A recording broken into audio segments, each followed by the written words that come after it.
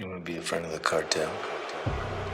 Ladies and gentlemen, making their way to the studio, they are the most dangerous podcast in sports entertainment. Crishaun the Don and Bunda from Kayfabe Cartel. You're staying. You belong to the cartel now.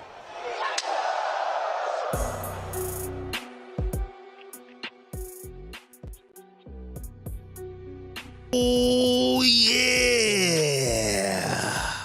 Ladies and gentlemen, this is the most dangerous podcast in sports entertainment. Kayfabe. You ready? It's the Kayfabe Cartel. Yes, ladies and gentlemen, and we are here to talk about the greatest fake sport in all of Hey. predetermined. Yeah, Predetermined I like that. sport in all of the land, professional wrestling. And we just we're coming off the heels of King Of the Ring. and Queen of the Ring. Equality of the Ring. DEI. The Ring. DEI of the Ring. If they can do it, we can do it too, of the Ring. So I guess we can just go through sort of the stuff that we cared about, right? Yeah, I guess we could go through the whole card. It wasn't that long. Well, let's go through some positives. Gunther won. Gunther won.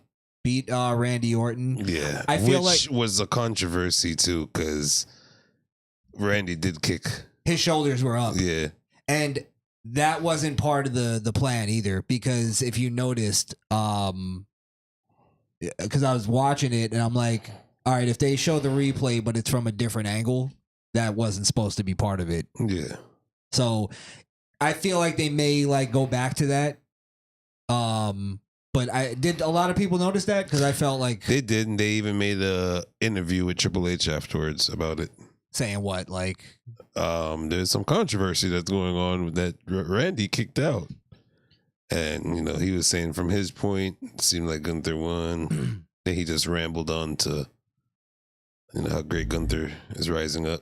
This is where Triple H fucks himself.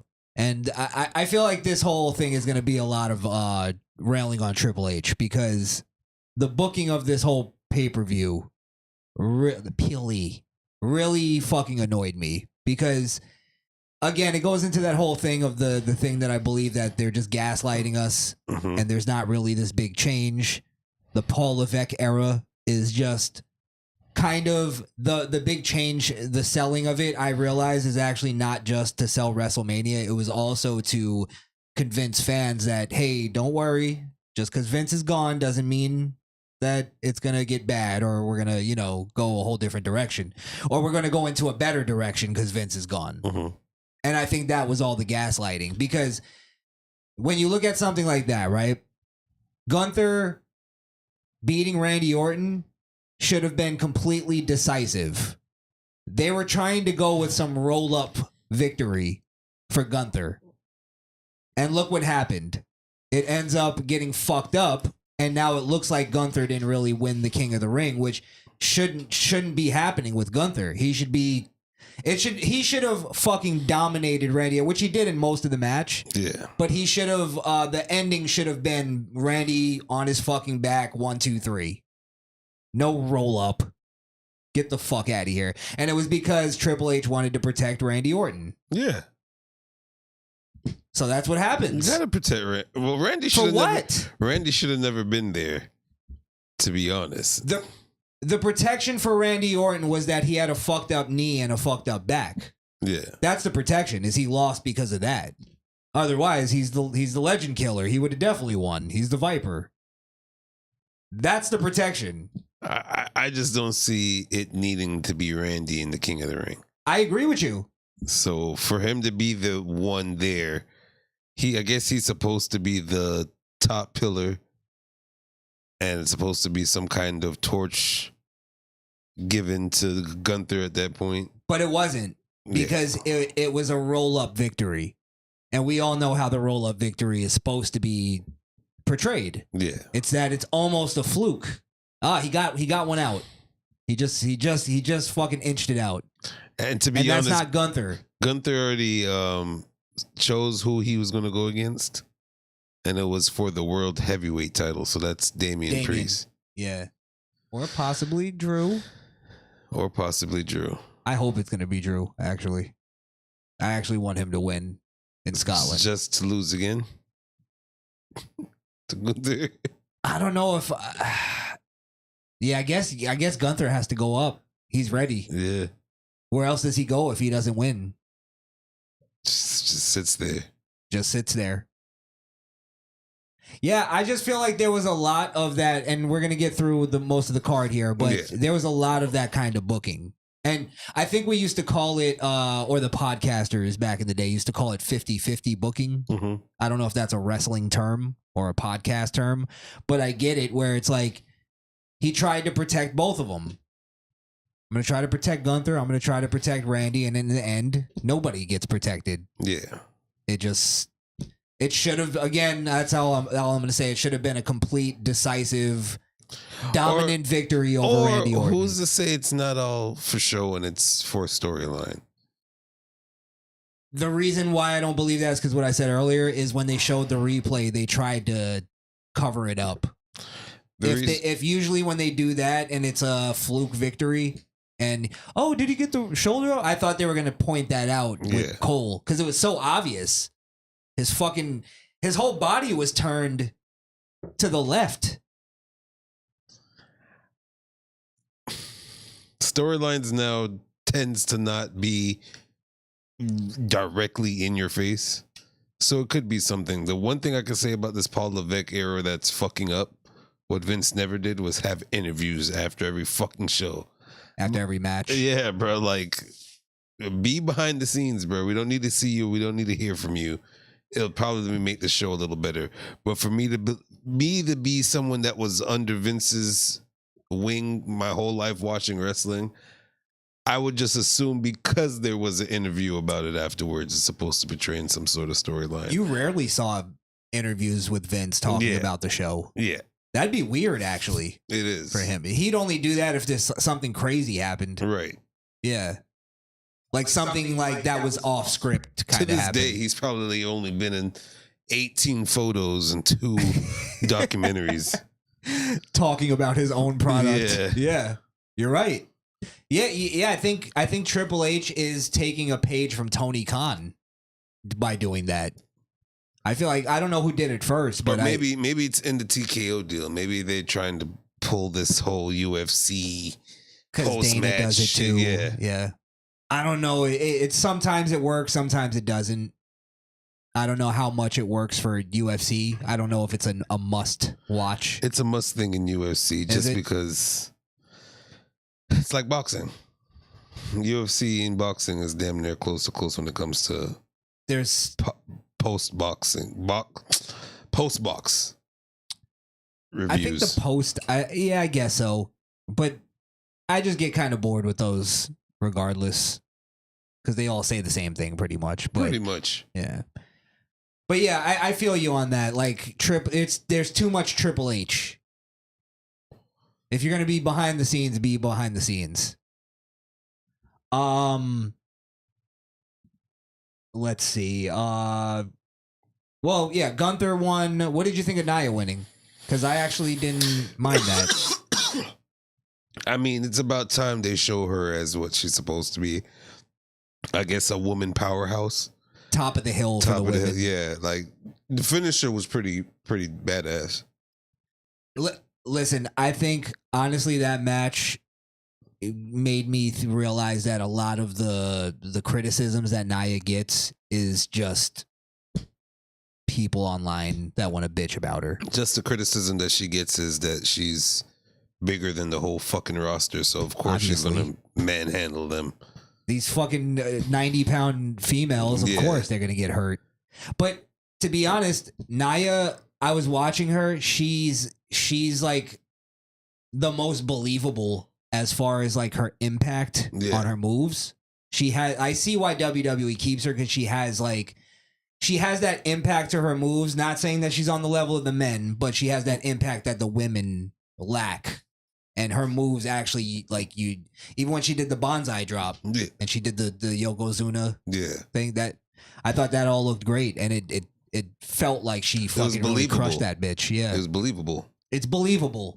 Yeah. Yeah, and the two Valkyrie, whatever her name is, yeah, she did well in that match because I think she was just bouncing off of Nia, and the good thing about Nia is that she doesn't sell that much, and that's good because she's so big. She's so much bigger than the rest of them that she shouldn't be selling. Yeah. And the fact that it was a David and Goliath and Valkyra did what she had to do to make even Nia look more believable.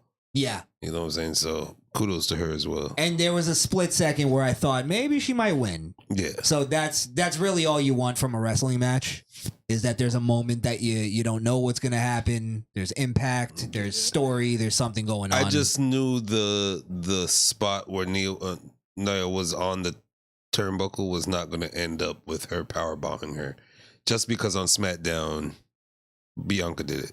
Right. She actually was successfully power bombed her, which also looked kind of powerbomb Nia. That looked believable as well. And that's fine if certain people are doing it. The fact that they play up that she Belair is like a powerhouse in the women's division, I don't know if it's fully believable, but she does have some muscle to her. Yeah. It kind of like I'm pretty sure if they had a fucking benching competition in the back, Bianca would be in like top 3. Probably Bianca, Jade, and Nia. Probably that's it. And whatever, Piper. I was gonna say probably Shayna. Oh, and Shayna. Yeah. I'm fine with Nia winning Queen of the Ring. I think it was a good choice. And no matter who she goes against, Liv Morgan or fucking Bailey, she's coming out with the title. She should. Yeah. She should. And then she should just be dominant. And I don't give a fuck what the fans say. Let them bitch. She hurts people. That's what. Yeah. Sometimes I guess that's part of the game. Right. And let's be real. Here's a funny thing I was thinking. I don't know why I was thinking this during her match, right? Is Becky Lynch, right? Which, by the way, her match we could do a get the fuck out of here on that. Her match sucked ass. I was watching the match with somebody who doesn't even watch wrestling, and she was like, "This is garbage." And I was like, I've been telling people this. She was just garbage. I don't. But what about the new moves, the wrinkled out new moves that Liv Morgan's doing with all these submission holds? It's just. I mean, I'm glad she took the belt off of Becky because anybody but fucking Becky. But here's the funny thing, right?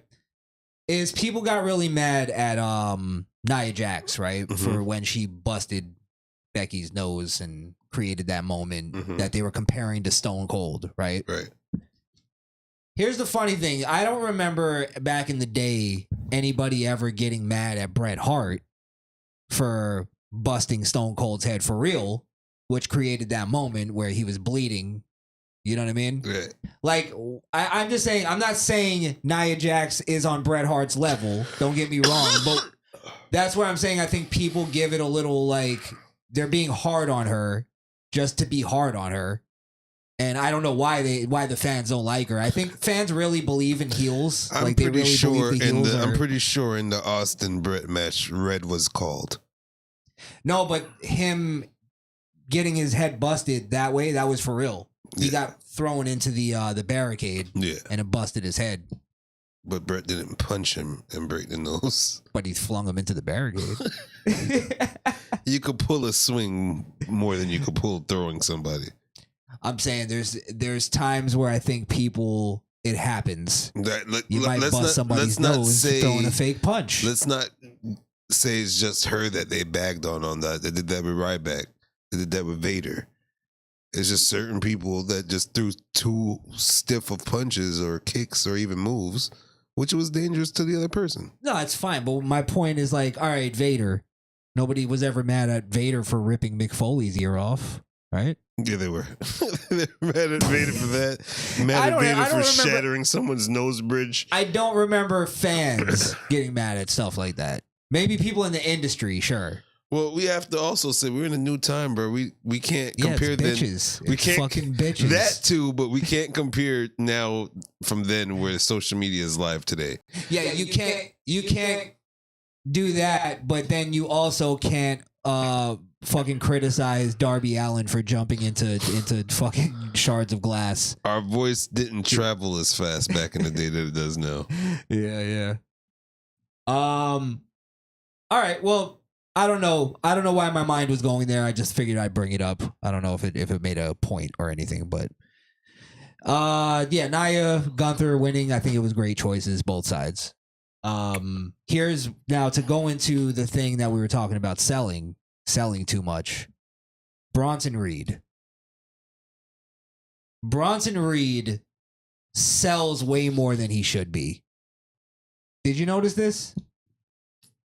He does sell. He's like selling like Ziggler almost. I think for Bronson, his selling is his breathing time. That's where he gets to rest. That's where he gets to rest. Yeah, but he's a big man. He gets to rest whenever he wants to rest. It's like Big Show. You just stop the momentum. Now you get to rest. That's how big men work, though. That's big men back then. Big men now are also flippy do ass niggas as well. This motherfucker's doing backflips and doing somersaults and corkscrew moonsaults and shit. So that's my point, though. He shouldn't be doing that shit. He should just be running through motherfuckers. That's where he actually shines. Like, honestly, when he never hits the moonsault, first off. He'll kill a bitch. Exactly. He's never going to hit that, so stop doing it. Because at that point, you're just doing it to show people you can do a moonsault. That's what it is. That's all it is. That's what it is. Look how athletic he is. Exactly. Yeah. So what's the point? My point is this. I get what you're saying. Back then versus today. Yeah. Right? But there was a reason why it worked back then and it doesn't work today. Does this make sense? I mean, it's working to a sense because people are believing the athleticism when something like that happens. Bronson Reed, that triple threat was the most unbelievable fucking match I've ever seen, and I don't mean that in a good way. And believe it or not, it was so unbelievable that I stopped paying attention because I was like, I don't even give a fuck. And anymore. what's crazy about it is that's the fans' favorite of the night. Are you serious? Yeah. Get the fuck out of here. That's what I'm saying, though, bro. It's a new. It's holy different. fuck balls! It was it got Why, the highest they did score. A triple German suplex that didn't even make fucking sense. It just got the highest score of the night. It didn't make sense. like physically, it didn't make sense. The physics of it. How does that work? It claims that it showcased Chad's strength. No, it showcased Bronson Reed. It made Sammy a little bit more popular as a champion, and it just made Chad be able to continue a storyline with Alpha Academy.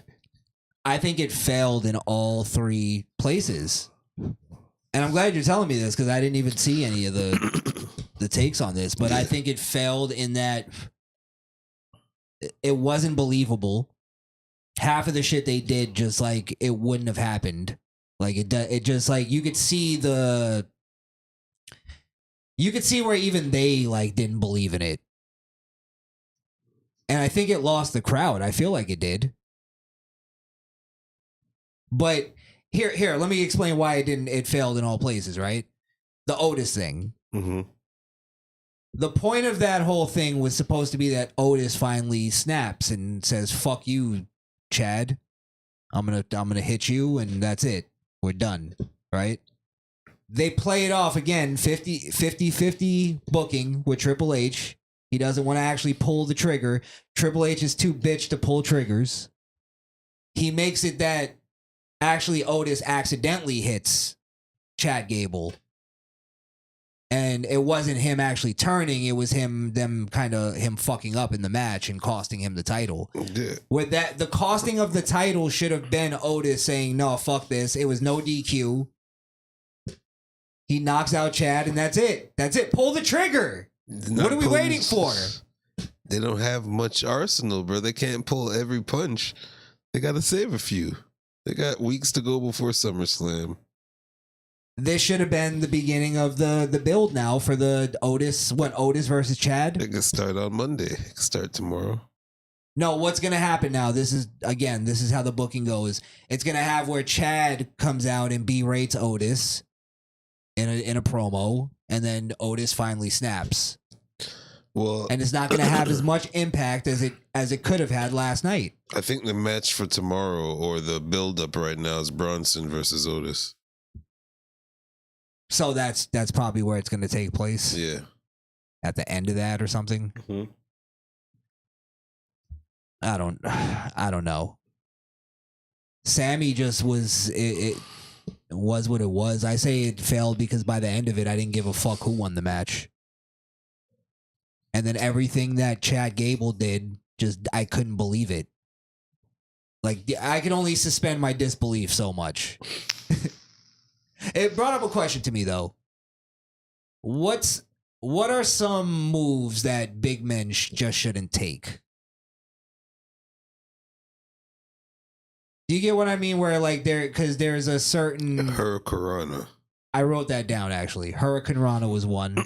Like a Canadian destroyer. Canadian destroyer. Fuck out of here. Don't do it. German suplexes after last night, after watching Chad Gable toss fucking Bronson around. Belly to belly suplex. To take it, yeah. Overhead belly to belly. Right. Unless it's like a Brock Lesnar or somebody that you're showcasing their strength. A flapjack. Flapjack. I'd say even basic punches and kicks. Basic punches and kicks. Remember when Brock first came out and you would hit him with a basic jab? He would just charge up. Exactly. Clothesline the fuck close out. down. Right. Not even take like one step forward. And he even did it in the game for PC. I love that move in the game. Power bombs.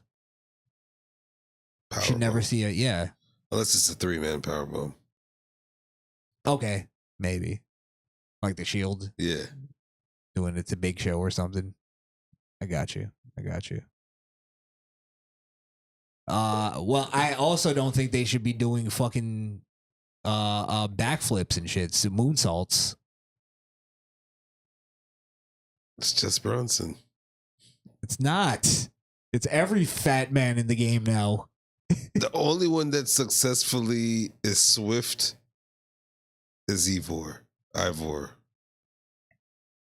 And something about him, I actually do like watching him do that type of shit. Yeah. But it's because like when you watch Bronson do the moonsault, it's like it's all fucking contorted. It's contorted, yeah. It's not even a full flip. It's like him doing a somersault. He's not in control of his body. It's like a cartwheel. That's why nobody wants to take it. Yeah. But it was all for a setup for Chad to hit his moonsault. Yeah. So but I've never seen Bronson ever hit that moonsault before. I don't pay attention to Bronson like that to know what he does or what he completes. I think that's the point. You should be paying attention to him because big Bronson Reed. Like it's just he just never seemed to make it to anything. That's my point, though. How do you call a guy Big Bronson Reed? Big is his moniker, and he's getting tossed around like he's Dolph Ziggler. And he's from like Australia or something. Australia, some weird place, yeah. He should be fucking obliviating people. I thought he was another Samoan, to be honest. But he should be just mowing through people. You got to have some of those guys where when he comes out, everybody has the moment like, oh shit. You know what I mean? It should have been Bronson, Braun Breaker, all these dudes wrecking shit. And then eventually you have them all collide with each other. Yeah. Either fraction out or collide.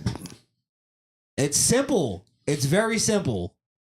but they're too pussy to actually. Triple H is too pussy to actually do it. Bronson and Breaker would fucking destroy the whole locker room if they wanted to. Yeah, absolutely.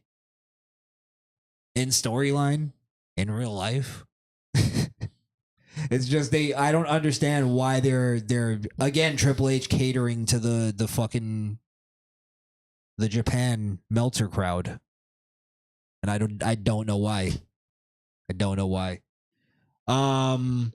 We were told last week because he wanted to be seen and known in that world and perform. Yeah, he wanted to be accepted by them. Yeah. He wanted a 5-star classic for Meltzer. Yep. Never got it. 3 at best. Exactly.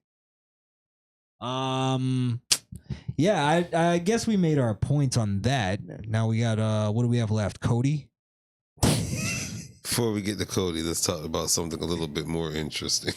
Which is not though. Like what? Watching paint dry? The pre-show of Bianca Belair and Jade against Candice. I didn't even watch it, I'll be honest. Actually pull up their finisher. Was it good? Yeah, Well, everybody did. That's what the whole rant about is with them. It was their finisher. I've seen it before, but it's like this is the talk. I just want to show you the examples of what these new modern day fans' expectations are at. well, explain while I pull it up. I don't think I'm going to be able to show it on here either, though. But explain the finisher and then explain the finisher. They didn't go with their regular finisher. It was a team finisher where it started where it looked like, I guess, a slingshot, but Bianca DDTs them while Jade holds them, then uses her legs to push them up over Jade's head while she just slams them. Oh, this right here. Yeah. Yeah, it almost looks like a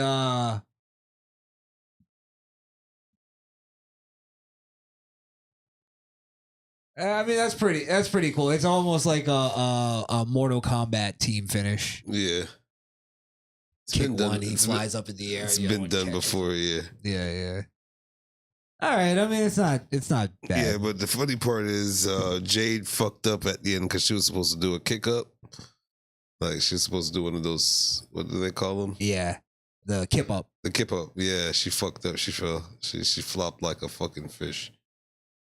You can see it almost showed it, but it's Yeah, they cut it out on that. Yeah. She fucked up. Okay. So that's their official finisher? I guess so. All right. What's that, like a 4-step finisher? I think a group called Undisputed Era, some shit like that, also did the move. Oh, the Shock the System. Those guys. Yeah. What's that guy's name? I forget his name already. Jesus. Boom, guy. You go boom. Everybody would go boom. DDP. NXT was a weird place. Well, what else did I guess they retained, right? Yeah, they retained. Okay. Adam Cole, thank you, Platinum Ham. Shout out to Platinum Ham. Adam Cole. Baby. All right, you want to get into was there anything else on that or you want to get into Cody? I guess that's all of them until this one now, the Cody match. Cody match. Everything else is done. Spoke about. Yeah, I think there's nothing else to say about those. Cody match. Are we doing another get him the fuck out of here? I mean, we don't want to give Cody too much It's credence. gonna get too. Yeah. What's the? I'll let you lead. Go ahead. All I can say, I'm I'm going to not even talk about that match and talk about what's the aftermath of this match. Now I want to talk about the match though, because there's some shit we got to talk about. Go ahead. Let's talk about the main spot. All right. Cody Rhodes and Logan Paul, they're fighting outside. There's the whole schmaz outside. You know, there's a big schmaz. Everybody's got to get their shit in. And Cody gets back in the ring. The ref goes 8, 9, count out, Yeah. and Cody stops him. Did you see that? Yes. Stops the ref and goes, "No, that's not how I want to win this match." And then the ref goes, "Are you sure?" And then Cody goes, "He has to learn."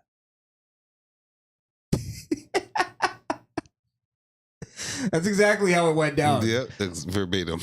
Again, it goes into what we were talking about earlier, where we change the rules. The referee. He's a champion, baby. When has that ever been a thing? It's been a thing. No, I've seen where there's been a thing where refs have been a little lenient. That's how they put it. Like in an old, Attitude Era match, it'd get a little out of hand. You know what I mean? They'd wrestle and go through the table, do the whole thing, and the ref would let it slide. It's a big deal. But not at the behest of the champion. Who's running this fucking show? Champion. Here's another thing that really fucking made me sick is Cody Rhodes coming out during his entrance, shaking everybody's hand. Shakes the ref's hand, shakes all the announcers' hands, the ring announcers. That's a stick, man. The fucking Sandy ring announcer. Shakes their hand. Is he a politician? Yes. That's his character. I'm Gavin Newsom. That's why he has the red, white, and blue. It's Homelander. Is this what it's going to? Is it going to a big time heel turn? Because I'm not seeing that. I don't see it either, but I honestly don't know what Cody's good for. I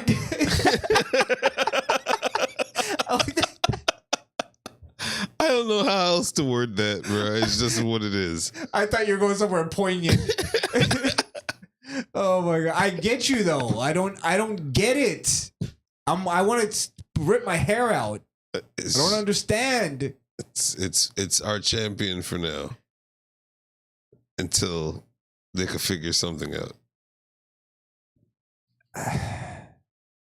It's what the crowd wanted. It's not what they wanted, so they're just building polish around shit. You think WWE is like trying to figure? I feel like WWE was all in on this. No, man. You think it was Triple H giving in? They really pushed Cody to the side so The Rock could have his say-so with Roman.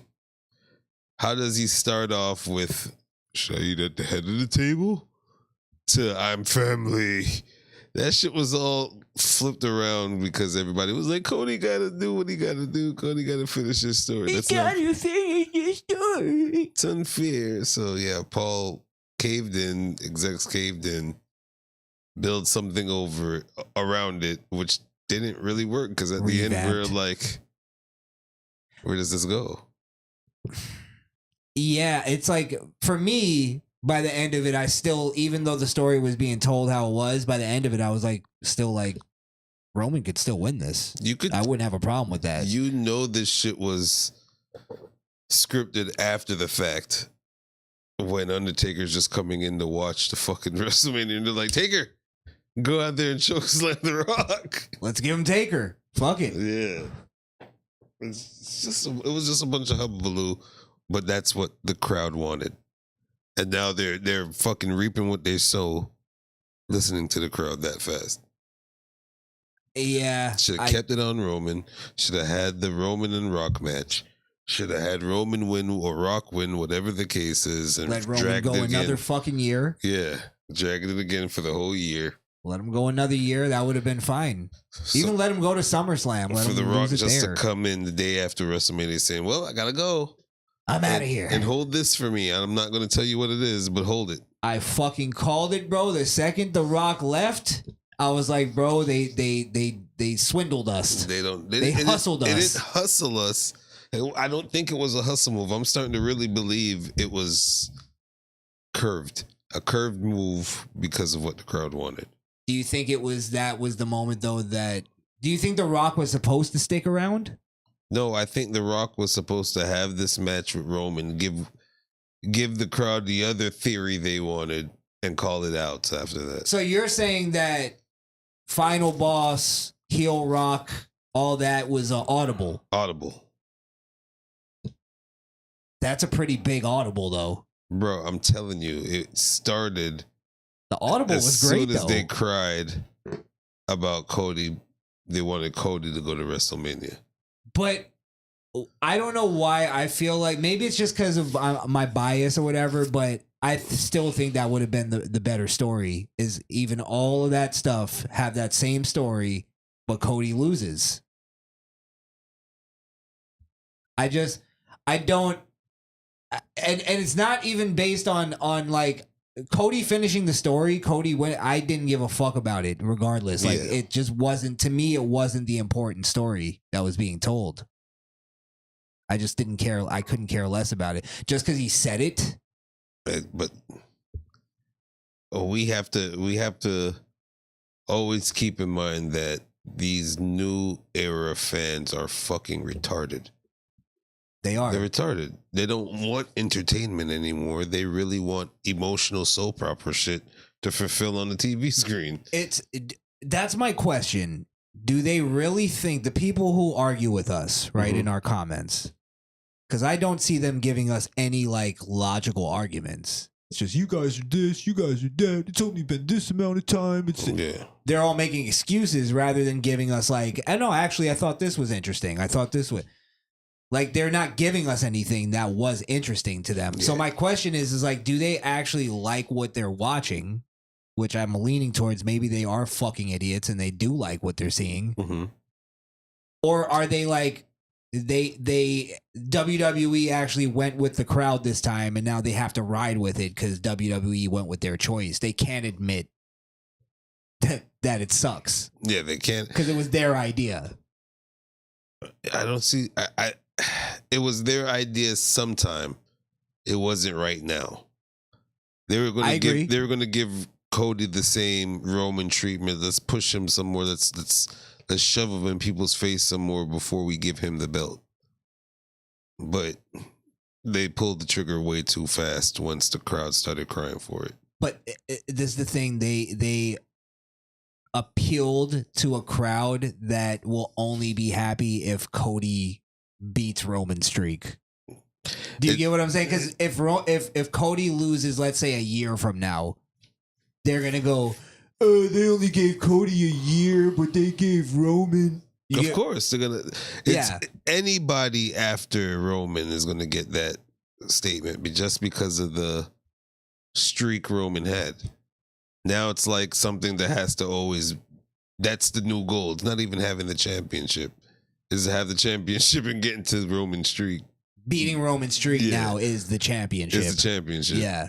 Which is that's why it was so stupid for them to put so much pedigree on how long he had the championship, other than just being the champion. Just being the champion that long. And the fans keeping track. What I realized with WWE, eventually they kind of got lost in the sauce somewhere where the storylines now, they're having plenty of storylines.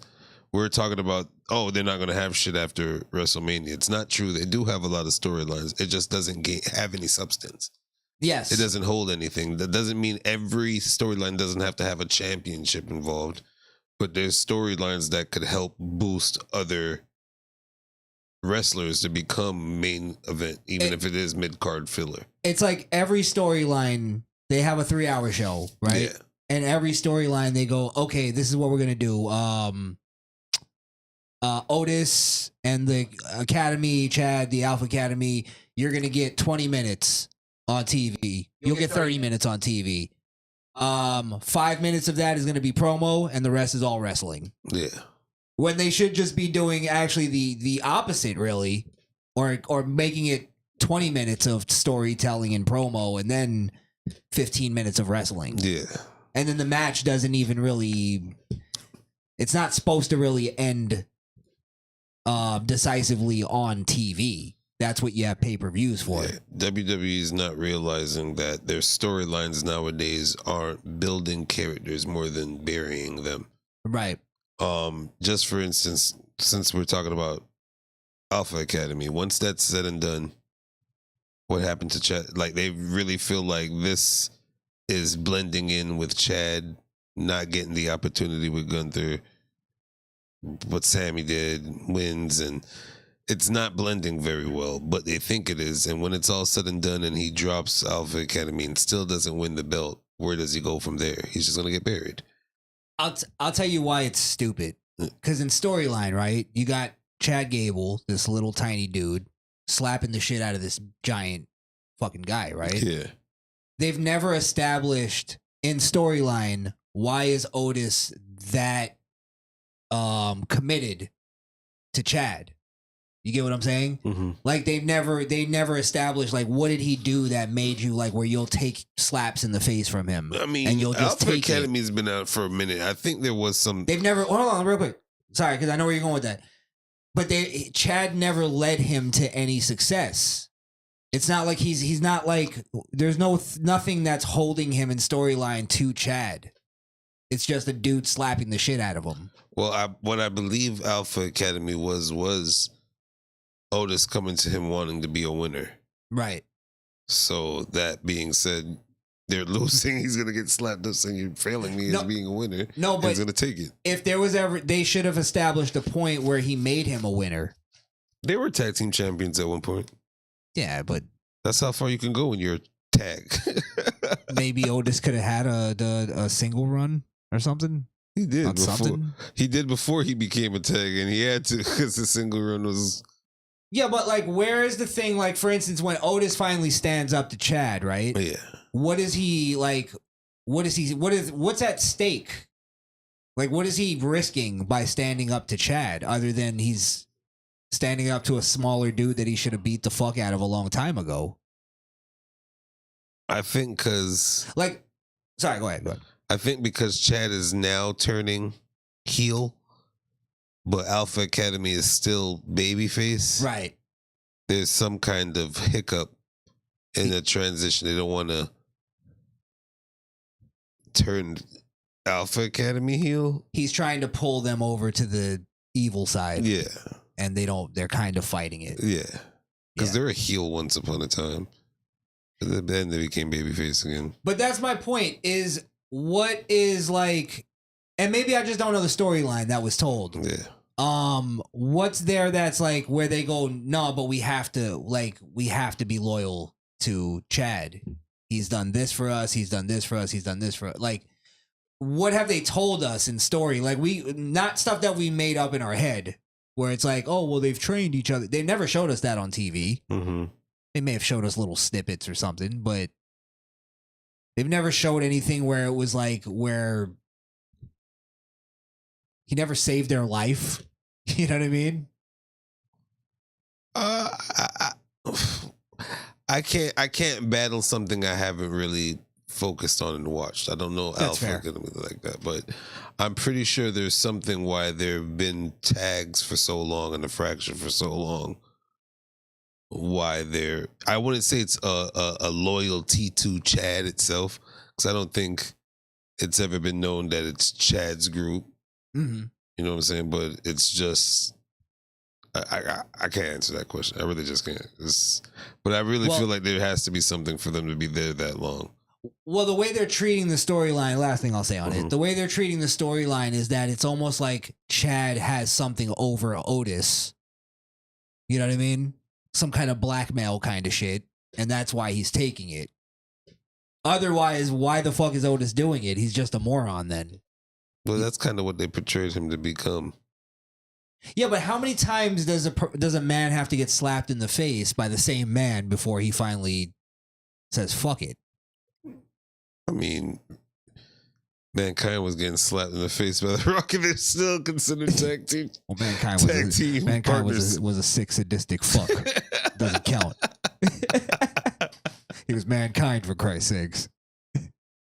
Didn't have an ear. No, all right. For instance, what it like, all right, when Otis accidentally hit Gable at King of the Ring, right? There should have been a moment where, and I don't know if they showed this, but where Otis almost like has a smirk, like that kind of felt good. You know what I mean? No, he still had the moment like, oh, I didn't mean to do that. because he still doesn't want to be a failure. He still feels like he is a failure, though. That's my point.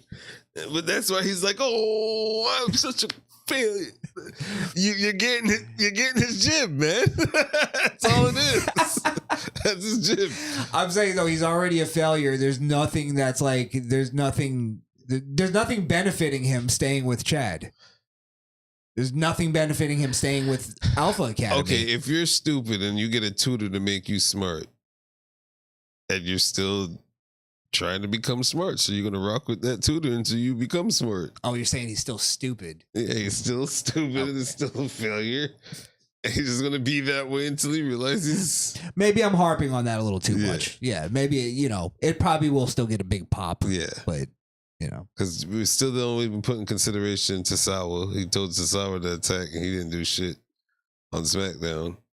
Yeah. And Tozawa, I'm surprised he's even still there. Called him Maxine the pre-failures. Yeah. And ejected them himself. He told them to leave. Yeah. see, the change rules there. He did the ref gesture and all. Get the fuck out of here. Well, yeah. Last thing I'll say though about the Logan and Cody match, and tell me if I'm wrong. Did you watch the whole match? Yeah.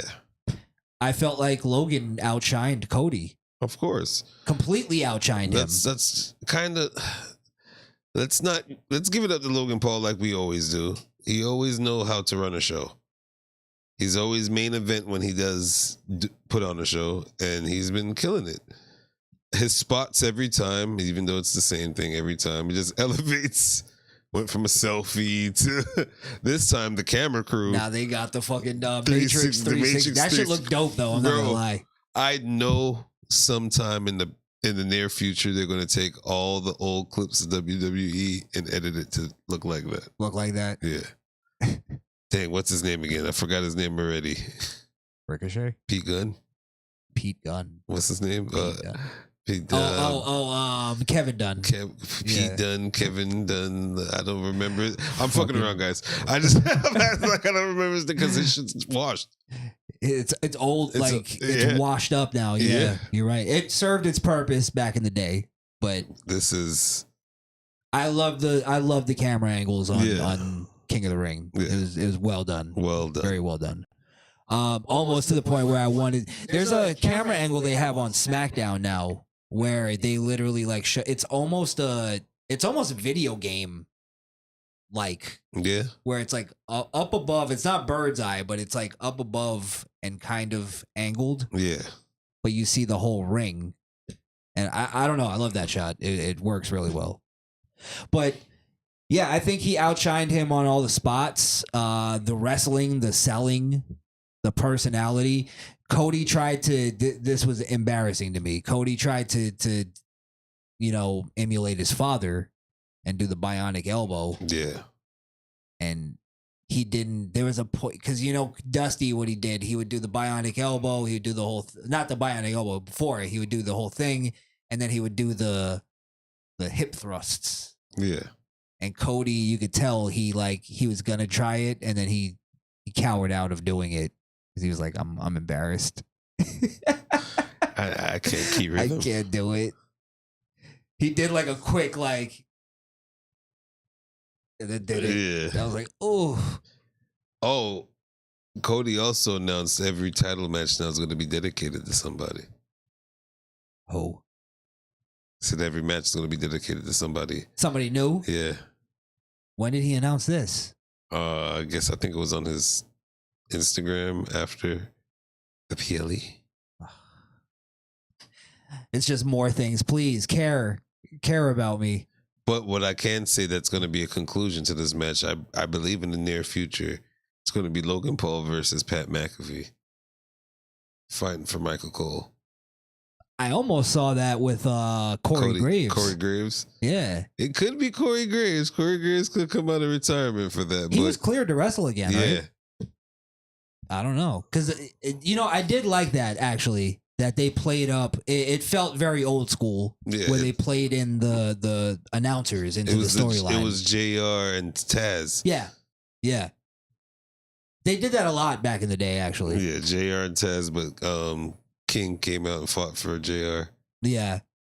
So I did get that feeling with Corey Graves, where he kind of like stood up and he put his chin up to like, what's up? And he was like, you better focus on your fucking match, boy. Then got suicide dived on. Yeah. but yeah, it's gonna be something there. I could see that. That might be interesting. Because my impulsive my ass. Yeah, so you said you weren't gonna use it. Yeah. You promised. You promised. What did he say? He said something. You made you signed a prenuptial. Oh my god. Yeah. I think I don't think that was the intended purpose. And I don't know if fans are seeing it that way, but Logan definitely outshined Cody in that whole match. I think on the promos too, barely. Where does Cody go from here? He said where Logan went, but where does Cody go? Cody just goes on his merry way. Next fighter. Next fighter. I'm the fighting champion. No countouts. If he was gonna do something interesting, right? Let's say if he was gonna say, you know what, I came up with an idea after last night. From now on, when I wrestle, since I'm gonna be the fighting champion, every match that I wrestle in is gonna be no countouts, no disqualification. It's the hardcore belt. No, you don't even have to go to that like level on the match. I'm just saying where he removes some of the rules. It's extremes only at that.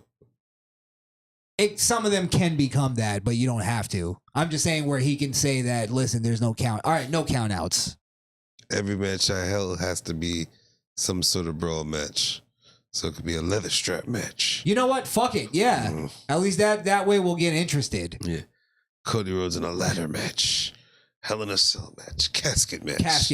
Inferno match. Inferno, fucking buried Ambulance alive. match, yeah. Brandy on a pole match. A Punjabi. A Punjabi prison. And there's no Indians involved. Yep. It's just exactly. Oh, what was it? The tribal fight? And they have a whole Samoan setup. Yeah, that may be the only way that at least me, I can get interested in him. But that would at least play in some kind of storyline. It gave him the idea. Fuck it. Make him something. Make it something new. Yeah. All right. Anything else you wanted to talk about? I'm just really thinking if Cody has anything lined up for himself after this. I can't think of, like, it's just next wrestler. That's all it is. Yeah, it could be anybody. Should be Gunther at this point, but I don't think they're gonna do it to Cody. Not yet. Not yet. They'll do it to Damian or Drew. Gunther's going after Damian. Yeah. I think that was said for sure. That was said for sure. Yeah. They have to keep Cody wide open. It's like just whoever we can put against him. Well, who should be the next? You think they might go with like a Jey Uso or something? They might. Wait, he's on Raw, no? Yeah, he's on the other show. Yeah, he's on the other show. Yeah, I was thinking like one of his friends. It's like a friendly feud. He was talking to somebody before the Logan Paul thing. Platinum Ham says Nakamura. That's just gonna be a bore. Cody can't carry that. I'm sorry, I'm so negative on Cody, but it's like he just can't. He can't carry it, and Nakamura can't even fucking speak English, so he can do his subtitle thing, but that only goes so far. What's the next pay-per-view? Clash of the Castle? Clash of the Castle. Then it's SummerSlam? It's got to be a foreigner then. Who's on the roster I don't know. on SmackDown? The Bloodline. I was going to say, do you think they bring him back into that? Maybe Tama Tonga or somebody goes after him? Probably. That's the only thing that makes sense at this point, story-wise. This is what's going to be. I'm forgetting it's Cody. There's going to be a random fatal four-way on SmackDown to decide who's going to go after him. And it'll be random fuck guy who gives a fuck. It could be LA Knight. They're not doing that. They're too scared. LA Knight's going to take all of his fucking gusto. LA Knight's going to take the U.S. title from Logan. I could see that. They have a couple people actually who are viable like champions. Like they can't go with Gunther right away because like he has to win. I feel like LA Knight has to win. There's some people that when they go for the title, they have to win. Am I wrong? Not wrong. Any other names that you can think of? That has to win? Yeah. Like, for instance, Jey Uso can go after the title and lose.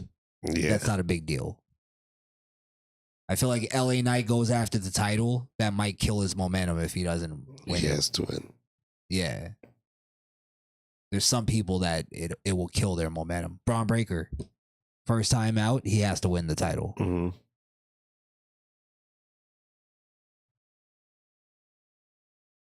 Trick Williams. That's actually a good one.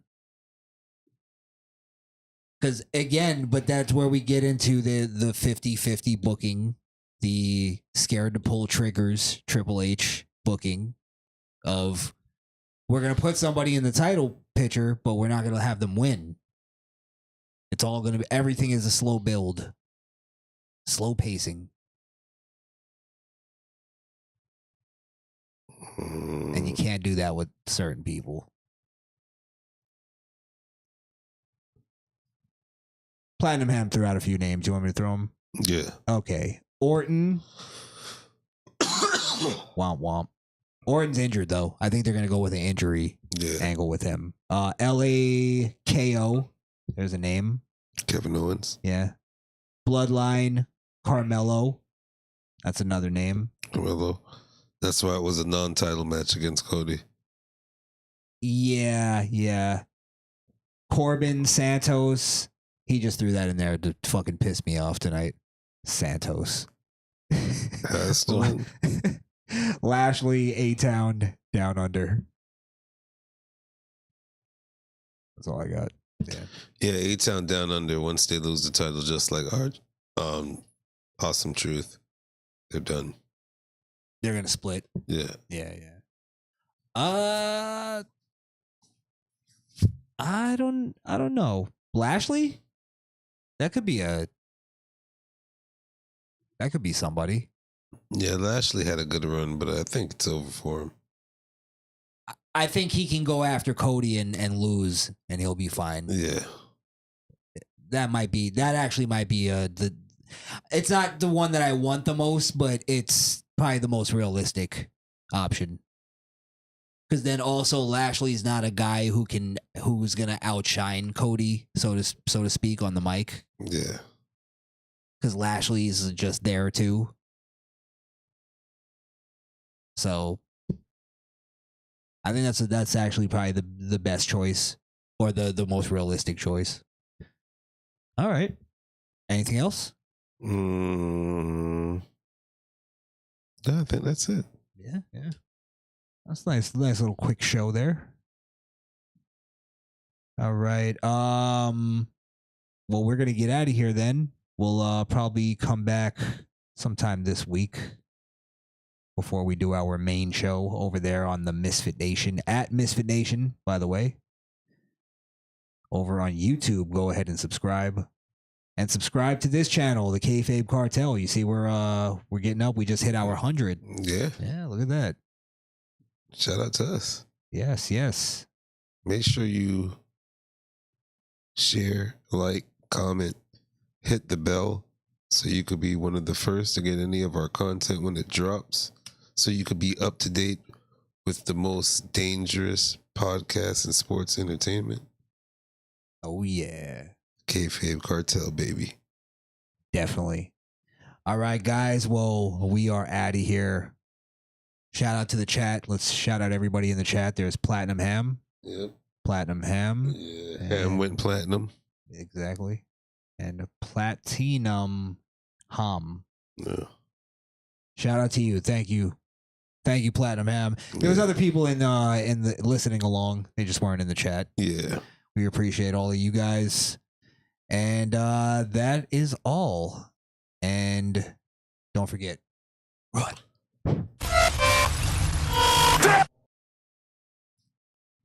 Nice.